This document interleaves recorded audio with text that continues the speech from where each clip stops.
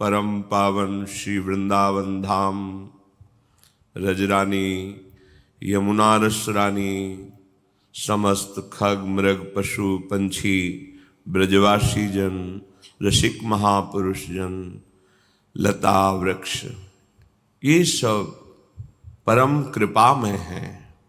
किसी एक की कृपा से जीव का कल्याण हो जाए। रजरानी का एक कण भी यदि नित्य शरीर में लगता है तो कोई कैसा भी पापाचारी हो, उसका अंतःकरण पावन हो जाएगा और उसकी अंतिम गति प्रियालाल होंगे। इस रजरानी की बहुत महिमा है। अगर एक भी लता कृपा कर दे तो प्रियालाल का अद्भुत प्रेम प्राप्त हो जाए। अगर रसिक महापुरुषों की दृष्टि पड़ जाए और उनके वचनों के अनुसार जीवन बना लो तो बड़े बड़े ऋषि मुनियों द्वारा वांछित जो प्रेम रस है वो आपके हृदय में स्फुरित हो जाए। ऐसी पावन भूमि में हमें अवसर मिला है अपने जीवन को सुधारने का।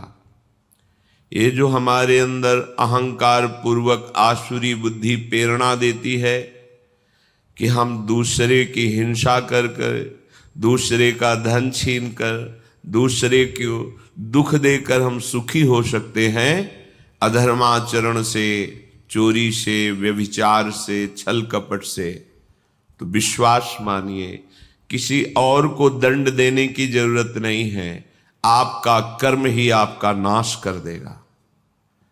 रोज का रोज आपने जो कर्म किया है वो बलवान हो रहा है आपको दंड देने के लिए। जहां समय आया फिर तुम्हें कोई नहीं बचा सकता, वो कर्म ही तुम्हें हजारों की भीड़ में नष्ट कर देगा। एकांत में होंगे तो तुम्हारे हाथ से ही तुमको दंड दिला देगा। इसलिए सावधान रहिए। कोई भी विपत्ति हमको उतना दुख नहीं देती जितना हमारा पाप कर्म हमको दुख देता है। कोई भी संकट नहीं है। यदि आप धर्म पूर्वक चल रहे हैं तो आया हुआ संकट भी आपकी उन्नति का कारण होगा। यदि पापाचरण करके आपने बहुत सी सुख सामग्री एकत्रित कर ली है तो आप देख लेना परिणाम में ना वो सामग्री रहेगी, ना सामग्री भोगने वाला तुम्हारा परिवार रहेगा और ना तुम रहोगे। तुम्हारा कर्म तुम्हारा सर्वनाश कर देगा, कहीं भी ठौर नहीं मिलेगी। इसलिए प्यारे, भगवान ने कृपा करके बहुत बढ़िया दिव्य अवसर दिया। बार बार तो बनत नहीं यह संयोग अनूप, मानुष तन वृंदा विपिन, रसिकन संग विविरूप। अत्यंत उदार करुणा वरुणालय श्यामा श्याम की उपासना। कैसी कृपा हो गई। मनुष्य शरीर श्रीधाम वृंदावन में बैठे हैं आप।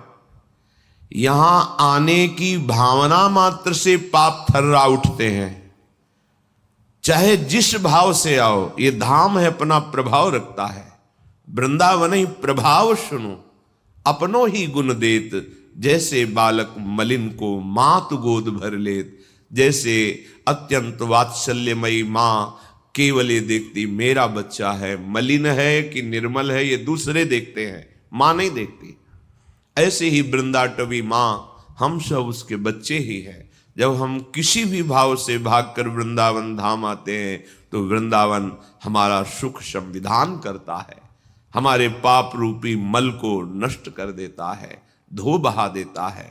बहुत बढ़िया सहयोग है, बहुत बढ़िया संयोग है। निकल चलिए इस माया के भयावने दलदल में। जहां हम निकलने की कोशिश करते हैं तो और धंस जाते हैं। जैसे हम अपने मन को कामादि से हटाने की कोशिश करते हैं उतना ही भयंकर वेदना और प्रकट होती है। पर यदि आपने किसी महापुरुष के चरणों का आश्रय ले लिया और उनके बताए हुए नाम मंत्र का सुमिरन कर रहे, फिर ऐसा नहीं होगा। उसी दलदल से निकलने का सहज उपाय मिल जाएगा। जिस दलदल में हम निकलने के उपाय में फंसते जा रहे हैं उसी दलदल में से हम निकल जाएंगे। ये नाम, ये मंत्र, ये उपासना पद्धति बहुत बड़ा संबल है। जो भयावह माया भ्रमात्मक रूप पैदा करके हमको भ्रष्ट कर देती है, तो नाम ऐसा प्रकाश डालता है जैसे बाहर दूर पड़ी हुई अंधेरे में रस्सी सांप का भ्रम करके हमें भयभीत कर देती है, पर सीधे उसमें लाइट पड़े, प्रकाश पड़े तो दिखाई देता है नहीं नहीं ये रस्सी है, सांप नहीं है, आप बिल्कुल निर्भय हो गए। ऐसे ही माया नहीं है, केवल ब्रह्म है, केवल भगवान है, केवल प्रभु है। ये तब पता चलता है जब गुरु कृपा से हृदय में ज्ञान का प्रकाश होता है, तभी वो निर्भय, निश्शोक, निश्चिंत हो जाता है, क्योंकि सारे कर्म बंधन उसके छिन्न भिन्न हो जाते हैं और वो परमानंद में डूब जाता है। इसलिए बिल्कुल प्रमाद करने की आवश्यकता नहीं। ये 4 बातें सत्संग में आपने सुना भी है, पुनः हम बता रहे हैं कि आप कृपा करके कभी मत कीजिएगा। पर स्त्री का गमन मत कीजिएगा, मांस मत खाइएगा, शराब मत पिएगा और किसी भी विधान से जुआ मत खेलिएगा। ये द्वित कीड़ा, मद्यपान, परस्त्री गमन, हिंसा, इसी को व्यभिचार, चोरी आदि, अगर ये आप करेंगे तो कुछ भी कर लो, दान पुण्य कहीं भी चले जाओ, ये आपको दंड देंगे ही देंगे। क्योंकि जहां भी जाओगे कलयुग तुम्हारी बुद्धि को ऐसा भ्रष्ट करेगा कि वहां भी भारी अपराध ही बन जाएगा। इसलिए सबसे प्रार्थना है, बहुत बढ़िया अवसर मिला है, सुखपूर्वक जियो, आनंद पूर्वक मृत्यु जब आवे तो उसका स्वागत करो और भगवान के धाम में पहुंचो। अनंत आनंद जहां बिखर रहा है, ये जीवन इन ओस कणों के पीने से प्यास नहीं बुझती। जिनको तुम भोग सुख समझ रहे हो, ये ओस कण हैं, इनसे प्यास बुझने वाली नहीं, आज तक किसी की नहीं बुझी। इसलिए प्रार्थना है, ये 4 बातें बिल्कुल कसम खा लो, मुझे जीवन में कभी परस्त्री गमन नहीं करना, मुझे किसी भी जीव की हिंसा करके मांस आदि नहीं खाना, मुझे कभी भी चोरी और द्वित कीड़ा ये नहीं करना, कभी शराब नहीं पीना। अगर आप आए हैं वृंदावन तो आप भाग्यशाली हैं, मेरी लाडली जू की आप पर कृपा है, नहीं तो श्री राधिका कृपा बिनु सबके मनन अगम्य। आप मन से भी नहीं सोच सकते वृंदावन के विषय में, शरीर से आने की तो बात जाने दो। जब लाडली जू ने कृपा कर दी तो आप अपने जीवन को सुधार लीजिए। बहुत बड़ी सामर्थ्य हमारे साथ है। जब हम प्रियाजू के चरणों का आश्रय लेकर चलते हैं तो बड़े बड़े सिद्ध प्रेमी महापुरुषों की कृपा हमें प्राप्त होती है। ऐसे थोड़ी मार्ग में निकल जाया जाता है माया को परास्त करके, हमारी सामर्थ्य नहीं है। जो मायातीत अवस्था को प्राप्त महापुरुष हैं वो अहेतुकी कृपा हम पर कर देते हैं। तो आप पे अहेतुकी कृपा हुई है, आप श्रीधाम आए हैं, बड़ी महिमा है सत्संग की। आप जहां बैठे हैं परम पावन भूमि है, शिव शनकादि उद्धवादि के द्वारा बंदनी रज में बैठे हैं। यहां आपको निर्णय लेना चाहिए कि जो असत कर्म जन्म जन्मांतर में हमें दुख ही दुख देंगे वो मुझे नहीं करना। ऐसा संग नहीं करना जिससे कुमार्गगामी प्रवृत्तियों का बढ़ावा मिले। वो हमारा दोस्त नहीं है, वो हमारा शत्रु है जो हमें सतमार्ग से भ्रष्ट कर दे। लोगों की धारणा बन गई है कि धन ही एक सुख का साधन है, चाहे जो कुछ करो, दिमाग में बैठा हुआ है।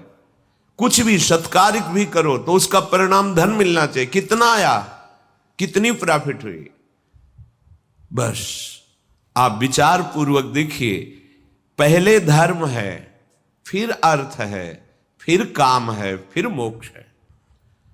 अर्थ यदि धर्म पूर्वक है तब तो मंगल करेगा, आपकी कामनाओं की पूर्ति होगी और वो कामनाएं मोक्ष मार्ग का अवलंबन करेंगी। ये सिद्धांत है। धर्म, अर्थ, काम, मोक्ष।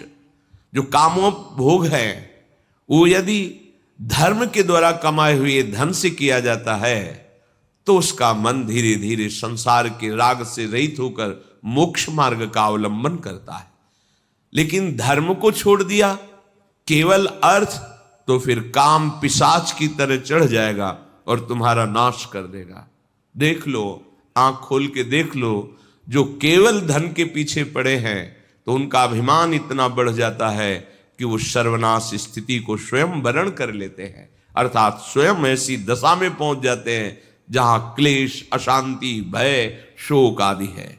इसलिए धर्म सबसे बड़ी वस्तु है। जो संत महापुरुषों ने, शास्त्रों ने विधान किया है उसे धर्म कहते हैं, और जिसे निषेध किया है कि ये नहीं करना चाहिए उसे अधर्म कहते हैं। धर्म के पालन करने वाले के जीवन में ऐसा नहीं कि विपत्ति नहीं आती, संकट नहीं आते, रोग नहीं आते, ऐसा नहीं है, आते हैं, पर उनको सहने की सामर्थ्य मिलती है और आगे नहीं आएंगे। ये पीछे का हिसाब है। आज जो तुम कर रहे हो, आगे तुम्हारा बड़ा शुभ है, बड़ा मंगल है, बड़ा प्रकाशमय मार्ग है, आनंदमय मार्ग है। इसलिए हम आगे को सुधारने के लिए आए हैं। हमारा वर्तमान पवित्र धर्म युक्त, हमारा वर्तमान भगवत स्मरण युक्त, हमारा वर्तमान दूसरों को सुख देने की भावना से युक्त, तो निश्चित भविष्य आपका परम मंगल है, परम सुखमय है।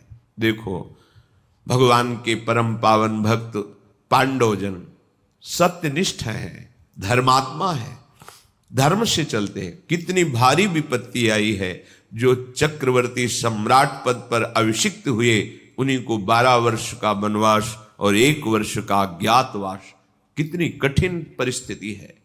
भयावह जंगलों में जहां कोई सुविधा नहीं है वहां जीवन व्यतीत करना है, और ऐसे सुविधा में रहने वाले सम्राट पद में जो हैं उनको कौन सी सुविधा दुर्लभ है। जिनके मित्र भगवान श्री कृष्ण हैं, जो सत्य को स्वीकार करके धर्म में आचरण करते हैं, उनके जीवन में ऐसी विपत्ति, तो अपने लोग तो विपत्ति लायक ही है।